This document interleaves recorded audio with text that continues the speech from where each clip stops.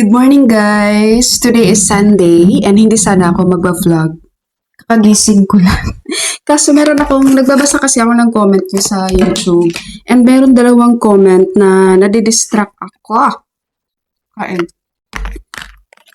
Kaya magba-vlog na lang ako. Short video lang to. Ang lilinawin ko lang to guys ha. Itong comment na to tago ko lang ang pangalan nila. Dalawang comment. Sabi ng isang comment, Good morning Ma'am Angie. Ask lang ulit kung legit ba ang 3,000 na increase at yung 16,500 po. Isa pang comment, kung legit ang 16,500, kailan po yun matatanggap namin? Thanks po and God bless. Nakakaloka kayo. Sa 3,000 pesos guys, meron na ako naging video niyan. Siguro hindi niya napanood. Diba sabi ko dun sa 3,000 pesos na yun na kumakalat, sabi ko fake news po yun. Hindi po yung totoo. Okay? Ang dami kasing nanluloko Ang dami ko rin napapanood ng mga video kasi nga yung iba dito nagme-mention sa akin. Hindi po yung totoo guys. Walang 3,000 pesos para sa inyong mga SSS pensioners. At higit sa lahat, Diyos mio Marimar, Lalo na yung 16,500, wala yun. Ito 16,500, hindi ko alam saan ito napanood. Wait nga, check natin.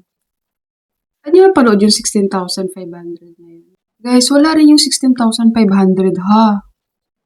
Basta pag may mga kumakalat na balita sa SSS pension guys, na magkakaroon kayo ng increase ng 3,000, ng 10,000, or whatsoever amount yan, huwag kayong maniwala dun. Kapag may ganyan kayong napapanood, puntahan nyo agad yung website ni SSS. Kung walang announcement sa SSS doon, din hindi yun totoo. Okay? Ako naman guys, from time to time talaga, lagi akong nag-update sa SSS. Kapag mayroong bagong balita, sinishare ko kaagad sa inyo yun. As in, agad-agad. Hindi ako nagpapalate. No? Kagaya sa next week, ngayong darating na Friday, meron kaming webinar.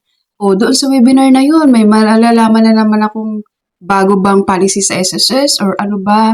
Diba, doon ko palang malalaman yun. So, after ng webinar namin, kinukulik ko na yung mga dinidiscuss doon. Tapos, sinishare ko na yun sa inyo para alam nyo rin. Para may alam din kayo. Okay? Pag Sunday talaga guys, pasensya na ha, kumakain ako. Hindi ako nagbablog. Kaso ayoko nga lang makakabasa ako ng mga ganito.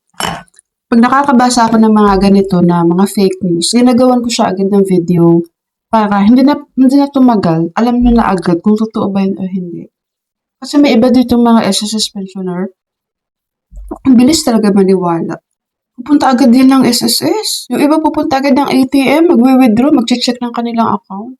Nakakaloka kayo. Huwag kayo maniwala basta-basta ha. Okay po, sa ating mga SSS member and pensioners dyan, happy Sunday guys, and maya-maya magsisimba na po tayo. Simba rin po kayo. Thank you for watching! Ingat po kayo.